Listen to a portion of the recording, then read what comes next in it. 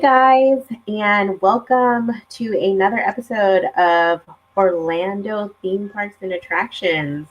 Tonight, me and Megan are going to be talking about our top five rides, rides that we love here in the Orlando area. We're going to do a little bit of introductions just so you guys can find us where we blog at and on social. So, Megan, why don't you tell everybody where you blog at and where they can find you on social? Hello, I am Megan, and I blog over on YouTube at Meagan Gets Real. And we talk a little bit about everything to do with mom life, as well as Central Florida fun, and just bringing a little more real talk to a Pinterest perfect world. Awesome. And I'm Niccole Mucci, guys. I blog over at The Creative Stay at Home Mom, and you can find me on socials at The Creative Sam. We both live in the Central Florida area, and we're always doing stuff with our families around here. But today we're going to talk about our top five rides in Orlando, which is super, super exciting and kind of funny in a way because Megan doesn't like to do roller coasters. I, on the other hand, do. And I am scared of heights, but Megan isn't. So it's kind of funny how that plays out.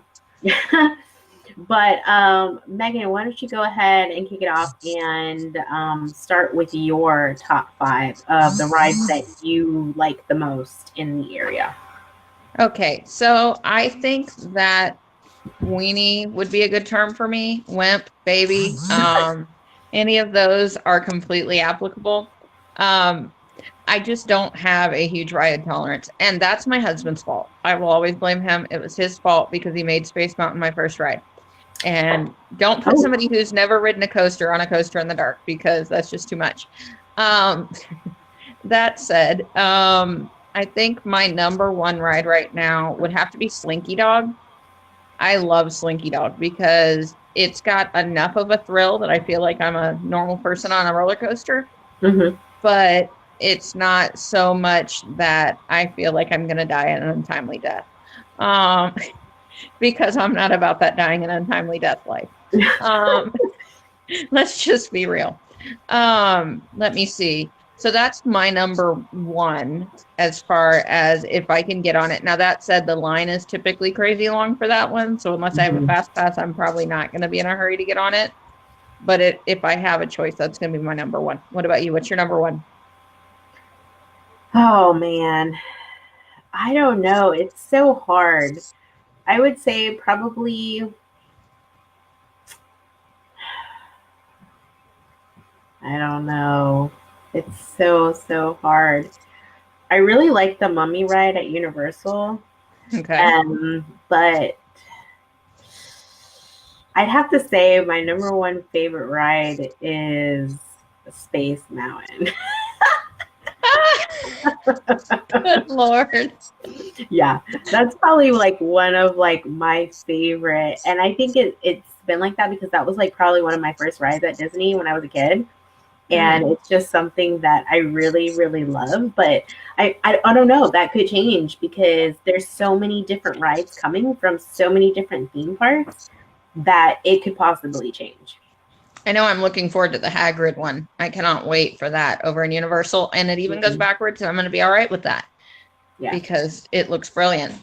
All right, let's see. Number two for me. And you're going to laugh hysterically at this one, but this has become my number two as of late, is Tower of Terror. Wow. Okay, I have to tell you guys a funny story. Seriously. Okay, so me and Megan went to a media event at Hollywood Studios, and I was like, Megan, come on, we have to go on the Hollywood Tower of Terror. And she's like, no, I'm cool, whatever, I don't want to go, blah, blah, blah, blah. It took us like maybe 30 minutes to finally convince her to get on the ride.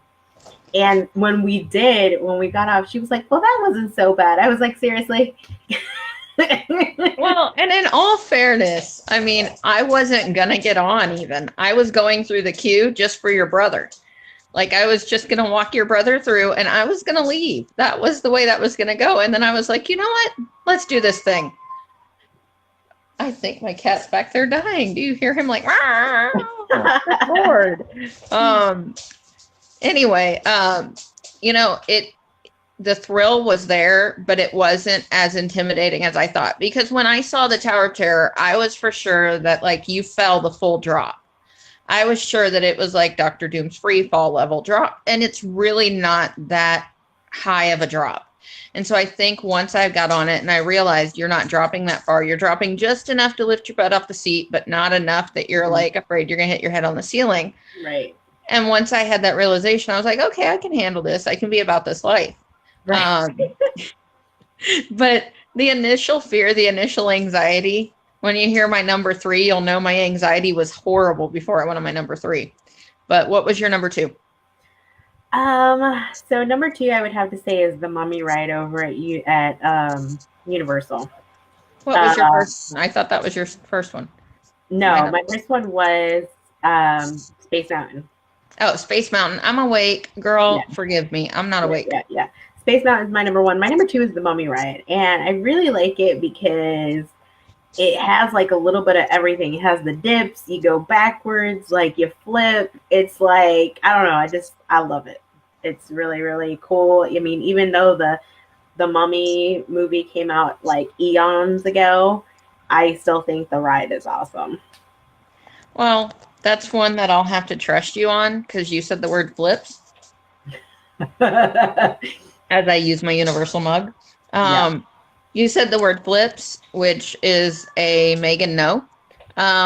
Anything upside down is an automatic no. I can do banking. I can do a little bit of that, but we're not going to do anything that with the word flip.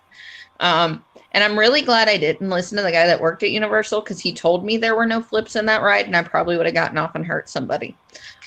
Just being real. Well, maybe I'm trying to remember. Maybe there isn't. But I do know he was probably wanting to get me viral, laughing at one crazy. Yeah, I'm not sure, but that is one of my favorite ones, definitely. All right, so what's the number 3? Number 3, Thunder Mountain. We did Thunder Mountain for the first time. I did Thunder Mountain for the first time. My kids have ridden it on repeat at Not So Scary. In the dark. That's my daughter's favorite coaster in the park. She will ride that sucker on repeat. When we went for Not So Scary, I think she did it 4 or 5 times in a row. Wow. Yeah, and she's been trying to get me on it forever, and I was not having it. But I decided on our last trip to go ahead and give it a try because she was doing a mountain challenge. She was doing all the mountains, and I wanted to at least hang on her level a little bit, hanging on my 12-year-old's level. Anyway, I wanted to hang on her level a bit. So I did Thunder Mountain, and it wasn't as bad as I thought. Now, while I was on it, I was freaking out. My husband, I kept telling him, I was like, okay, so is that really going to be a big drop? No, they're banking. Is that going to be, you didn't warn me about this. Like I was losing it. I was like, you didn't warn me about this. You didn't tell me this was going to do this. He's like, calm down. It's going to do this instead. But once I got on it, I really enjoyed it. It was a lot of fun. Cool. I think my number 3 would have to be Mount Everest over at Animal Kingdom. Okay. I really love that ride, and it does go backwards, but it's super cool. And I rode it probably back to back when we were at After Hours, because you can really ride all the rides, with the park being empty, and it was super cool to ride it in the dark. Like it made it even more intense. I was like, yes. Oh, that's hysterical. Okay, so I'm actually, as I was sitting here thinking about it, my number 1 has to shift. So all of mine need to shift down. So whatever my number 4 was going to be is my number 3, because my number 1 has to be Diagon Alley. And I don't know why I didn't put that one up top. Because that obviously Potterhead here, but yeah. That ride is a great mix of, the 3D screens that Universal is so famous for, but also a little bit of thrill and a little bit of, just enough that it scared me at first, but not enough that it was too much. Now, if you're a weenie like me, be forewarned that on that ride, at the beginning of the ride, there is a small drop. I say it's small. My daughter said that we were going into the chasms of the unknown, but I say it was small. Um, but it's just a small drop. And then after that, it's a really smooth coaster. So if you're like me and you're a wimp, just be aware, because I was thankful that somebody told me that it did that, or else I probably would have been upset. But that ride is another one that I would, if I had unlimited express pass, I would just loop that over and over again. Well, that and better knees, because you climb a bazillion stairs to go up and down the dang thing. Yeah. But, you know, that's one that I would loop over and over again. What's your number 4? Oh man. Number 4, I think would have to be Manta over at SeaWorld. Yeah, I would have to say Manta. I really like, you know, how it kind of feels and just kind of those loops. And honestly, SeaWorld has done a really good job of bringing, you know, some cool rides to their theme park. And I still haven't ridden the new water ride that they have, but I want to. But yeah, I would have to say Manta is my number 4. Okay, and then let me see, number 5. Let me see how much I can show my wimp side here. My favorite, we'll call it a ride. I'm sure it's a show, but Mickey's Filler Magic's always going to be one of my favorites. It's got the nostalgia. It's got that special feel to it. And it's special to me. But if I'm not going to go with that, if I'm going to go with a ride, not a show, I guess Soarin' will always kind of sit there in my top 5, because it's just such an immersive experience. You know, it's right there. You know what? Look at me. I'm all over the place here because I'm going through it in my head. My number 5 is Banshee at Animal Kingdom. There we go. I settled on it. Because it's got the immersive feel. It's such a fun ride, and definitely worth a fast pass, definitely worth waiting the line at least once to ride. If you only ride it once, wait the line, because the animatronic in there alone is worth it, but the ride is brilliant. It really is. Okay, so yeah, I'm gonna put all mine down because I have to agree. I really love the Banshee ride. Like, that is something that is so unique. I don't think you'll experience that in any other ride. The fact that you can feel, you know, like the Banshee's lungs, and that you can smell where you're going with, you know, with the different aromas and stuff. I mean, and the 3D effect and everything like that. I mean, it's insane.